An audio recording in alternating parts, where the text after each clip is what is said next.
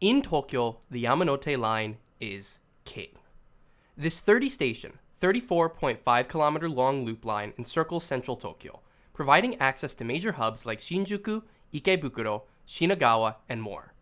Every day, some 3.65 million passengers use the Yamanote Line, good for over 1.3 billion in the course of a year. But this video isn't about the Yamanote Line. Rather, this, a train line that connects suburban hub to suburban hub, encircling the greater capital region as best it can. Tokyo isn't just the major urban hubs connected by the Yamanote Line, like the aforementioned Shinjuku, Ikebukuro, and Shinagawa. If we expand our definition of Tokyo to the area commonly referred to as Tokyo's employment area, or every municipality where over 10% of its population commutes into the 23 special wards of Tokyo, Tokyo has over 35 million people. This line's purpose, then, is to connect those people.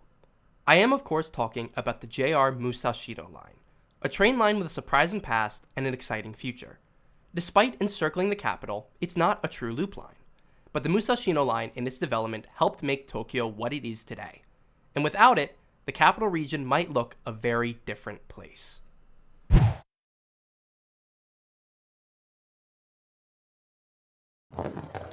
Very quickly, before we get into the video, if you go on to enjoy this video or find yourself coming back here, consider subscribing to my channel. We're close to reaching 5,000 subscribers, and I'd like to make a push to hit 10K by the end of 2026. Or, if you want to support me directly, consider becoming a member. Your help could go a long way in allowing me to continue making content on YouTube for years to come. Anyway, pandering over, let's learn more about the Musashino Line. In 1967, this happened. But we're getting a little bit ahead of ourselves. All the way back in 1927, the original concept for the Musashino Line was created. However, the line wouldn't be a passenger line, but a freight line instead. At the time, a large part of Tokyo's freight traffic ran on the Yamanote Freight Line, what is today the Saikyo and Shonan Shinjuku lines. So plans were put into place to construct the outer Tokyo Freight Line to relieve stress on the Yamanote Freight Line.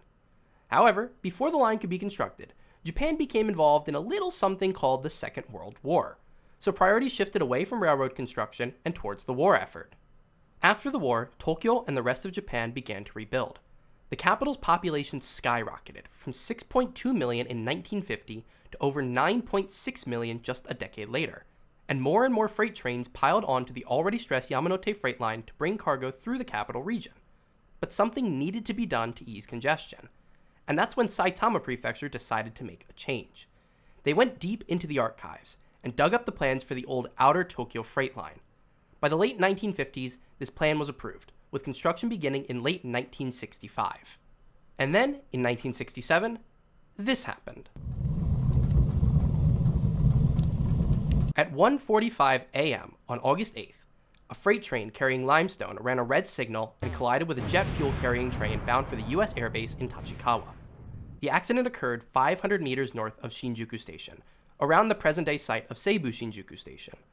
Several tanker cars were damaged, spilling over 72 metric tons of jet fuel and setting the Shinjuku sky ablaze. It would take several hours before the fire would be extinguished, and over a day before rail service could be restored, affecting some 1,100 trains and over 2 million people. Now, more than ever, the necessity to move freight traffic out of Tokyo was apparent. Thankfully, for freight train enthusiasts and people living in Shinjuku who like to sleep, there was a solution for this: the Musashino Line. But unfortunately for passenger train enthusiasts and people living along this new line who like to do things other than sleep, the original plans for the Musashino Line were to carry freight traffic only, not passengers. Unhappy with this, the locals protested. And as this occurred around the same time as a violent protest regarding the construction of Narita Airport, the rail companies relented, and passenger service would commence on the line from its opening. The Musashino Line opened between Fuchu Honmachi Station in West Tokyo and Shinmatsuro Station in Chiba Prefecture on April 1, 1973. The remaining section of the line between Shinmatsuro and Nishi-Funabashi would open 5 years later in October of 1978. But it wouldn't be until 1988 when the Musashino Line began a through service with the Keio, not Keio, Keio line that the Musashino Line took its shape as we know it today.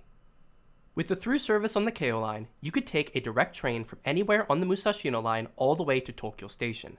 meaning that if you need to go from Fuchu to Tokyo Station and you really hate the Chuo line, you can go from Fuchu Honmachi all the way into central Tokyo without changing trains. So what does the Musashino line look like today? Well, the passenger portion is roughly 72 kilometers long, with 25 total stations. If you add the through service to Tokyo Station, you get 24 more kilometers and 9 more stations. But seeing as most Musashino line trains start at Tokyo Station, and because this area is a little more exciting than at the other end, that's where we'll begin. If you're visiting Tokyo from abroad and you've been to Tokyo Station, you've probably not been to the Musashino line platform. That is, unless you've wanted to go to Tokyo Disneyland. The Musashino and Keio line share their own special section here at Tokyo Station, one buried underground about a 5-minute walk from the other JR platforms. It's also worth noting that this is one of few underground JR stations in Tokyo, although it won't be the last one that we see on our trip around the Musashino line. The Musashino line, masquerading as the Keio line, runs underground for some time before popping up in Koto Ward and running along East Tokyo's artificial waterfront. After Kasai Rinkai Koen Station, we cross the Kyoedo River and into Chiba Prefecture. The next stop, Maihama, is our first major stop on the trip. If you've ridden the Keio or Musashino lines before, Maihama has probably been your end goal. It's the happiest train station in Japan after all. Not because of the station itself, but the fact that Maihama is the closest train station to Tokyo Disneyland. But we're not stopping here because of Disneyland, although it is very nice, but because of what comes after Maihama. The Keio line splits off 2 stations down the line after Ichikawa Shiohama, plunging directly into the heart of Chiba City. So if you get on a train bound for one of the many Keio line stations in Chiba, your last chances to switch to a Musashino line train are either here at Maihama, the next stop, Shin Urayasu, or the aforementioned Ichikawa Shiohama. Now, if you're wondering why I bothered explaining this here at Maihama, well, it's much more fun to tell the students that I teach that I went to Disney this weekend instead of saying I went to Ichikawa Shiohama. It just doesn't have the same ring to it. After the line splits, we arrive at Nishi Funabashi, the official end of the Musashino line. It's this station that makes Funabashi City one of the best commuter towns in the Tokyo area. You can pick up the Musashino line through service to connect you to the area around Tokyo Station. You can pick up the Chuo Sobu line to take you into Shinjuku, or even the Tokyo Metro Tozai line to link you to the rest of Tokyo's subway network. Like many of the commuter towns we'll encounter around Tokyo, Funabashi's population bloomed between 1960 and 1980, increasing by over 300%. I'm not saying that the Musashino line is solely responsible for this, but in Tokyo especially, development follows the rails. So the new connection this line and the others at Nishi Funabashi provide was surely a major factor in that. The Musashino line continues north through the rest of Funabashi City and into Ichikawa City. Ichikawa Ono Station isn't all too important to the Musashino line, but it's only a mile from the Ichikawa City Zoo, home to one Punch the Monkey. And if that cultural reference doesn't date this video, I don't know what will. As we continue north into the city of Matsudo, we pass Higashi Matsudo and Shin Yahashira stations, both of which link up to the Keisei lines, taking commuters into Tokyo's northeast or out to Narita Airport. Shin Matsudo is our next stop, the original eastern terminus of the Musashino line. Here we can link up to the JR Joban line, a line that stretches from Tokyo all the way to Sendai, as well as a small third sector line called the Nagarayama line, one which isn't even integrated into the IC card system. Much like Funabashi City earlier, this area also experienced a population boom in the 60s and 70s, growing from 86 to 400,000 people in those 20 years. And with the Musashino line linking Matsudo to Funabashi and Chiba in the south, and to what is now Saitama City in the east, people could live here and commute to these larger cities much more easily. We continue heading northwest, crossing the Edo River and into Saitama Prefecture. We'll pass through Shin Misato, a former JR rail yard turned into a commercial hub, and Yoshikawa Minami, the newest station on the Musashino line, opening in 2012. Our next stop, though, is Koshigaya Laketown, the second newest station on the Musashino line. This station opened in 2008 to serve one purpose: serve the massive shopping mall built next to it. This is Aeon Laketown, Japan's largest mall. With over 700 shops and 200,000 square meters of floor space, it's a premium shopping destination for anyone living in the greater Tokyo area. The entire area is much like Tama New Town in West Tokyo, with Aeon Laketown filling the role of Tama Center. They're both planned communities centered on the rail line, packed to the brim with shopping and other entertainment facilities. So on weekends, like when I visited, the station is packed with people looking to get some shopping done or spend time with family or friends. In fact, this is the most used station on the Musashino Line that isn't a transfer station, with over 30,000 people a day, most of whom are irregular passengers likely coming to the mall to shop. After leaving Koshigaya Lake Town, we'll then head west, leaving the suburbs behind and moving into the center of Saitama City. And it's here that we come across 4 confusingly named stations. At least, they are today. In the city of Saitama, there are 4 total stations on the Musashino Line: Higashi, Minami, Musashi, and Nishi Urawa stations. Urawa is one of the 10 wards that make up the modern-day Saitama City. However, none of these stations that bear the Urawa name are in Urawa Ward. So what gives? Well, normally, considering the history of this channel, you and I might chalk this up to Saitama being Saitama. But it's actually deeper than that. Saitama the city as it exists today is actually fairly young, only a few months older than I am actually, being founded on May 1st, 2001.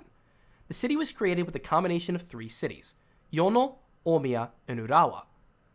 All 4 of these stations were within Urawa, the city, so their names predate Saitama, the city, and Urawa, the ward, by some 30 plus years. So although the names don't make much sense today, they made perfect sense back when the Musashino Line was constructed. Our quick trip through Saitama City ends, though, as we cross the Arakawa River and continue west into the many commuter towns east of Saitama City.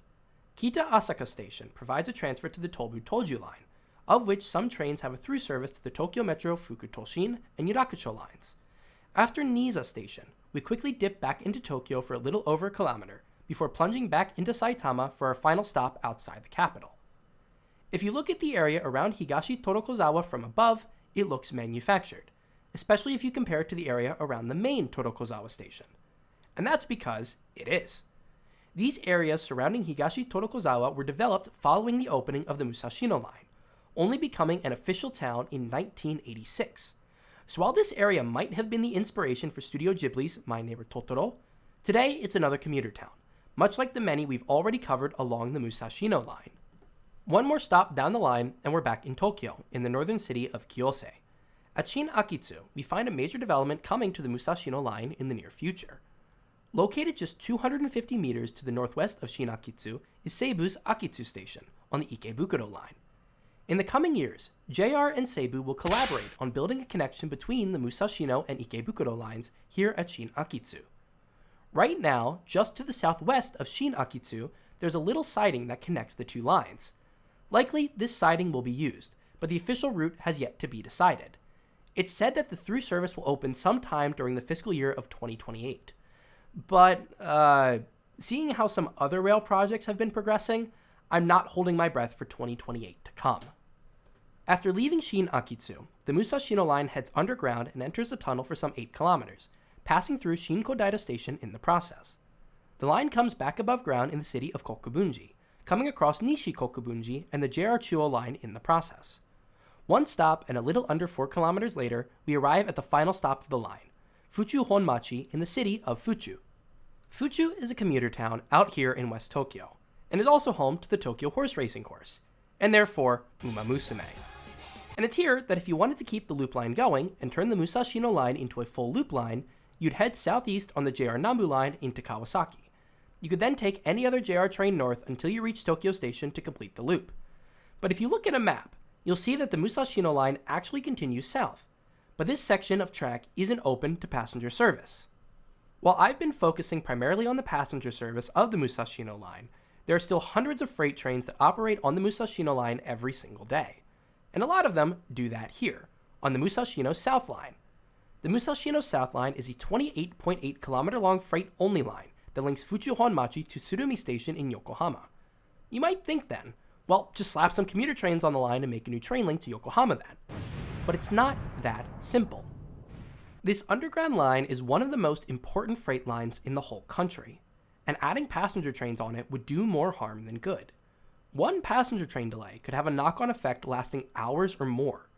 Plus, the line is almost entirely underground for some 18 kilometers. You'd have to install safety features along that entire section of the line. Also, the area along the Musashino South Line is very hilly but very densely populated. Adding new passenger facilities along the line would be difficult, and likely super expensive. But I didn't say expansion is impossible, because there's one city along the Musashino South Line that really wants it. Inagi City is located across the Tama River to the south of Fuchu. Currently, the city is served by two train lines, the aforementioned JR Nambu Line and the Keio Sagamihara Line. It's the second one that's crucial to this expansion plan, because the Sagamihara Line runs to Hashimoto Station, what will be the site of a stop on the Chuo Shinkansen, the maglev train connecting Tokyo to Nagoya and eventually Osaka. Should JR decide to extend the line south by 4 kilometers to link the Musashino and Sagamihara lines together, commuters from a large portion of northwest Tokyo and Saitama would have a much easier access to the Chuo Shinkansen. JR would have to build a new station to do so, which would likely be difficult, but not impossible, especially seeing as the Musashino South Line is only 50 meters away from the end of the Sagamihara Line platform. As recently as this February, Inagi City has said that it wants to pursue the creation of a JR station at Keio's Inagi Station, and will consult with relevant groups to make that happen. So that's it. That's the Musashino Line. I think it's a really interesting case study to show how urban development in the Tokyo area follows the train lines. You can see it all over the greater Tokyo area, but especially in the areas outside of central Tokyo. As the rail lines were built in the suburbs, the people who wanted to use them followed, seeking a life outside the city center. Let's look back, all the way to the start of this video, and at the Yamanote Line. While the Yamanote Line is an icon of Tokyo the city, the one that every tourist wants to ride, and every tired office worker has to ride, the Musashino Line is a key link to those whose lives are connected to, but don't live in Tokyo, Tokyo. It opened my eyes to what Tokyo is as a city, and I hope you were able to learn something from it, even if that thing is where Punch the Monkey lives or that Saitama can't name cities. Thank you for watching today, take care, and goodbye for now.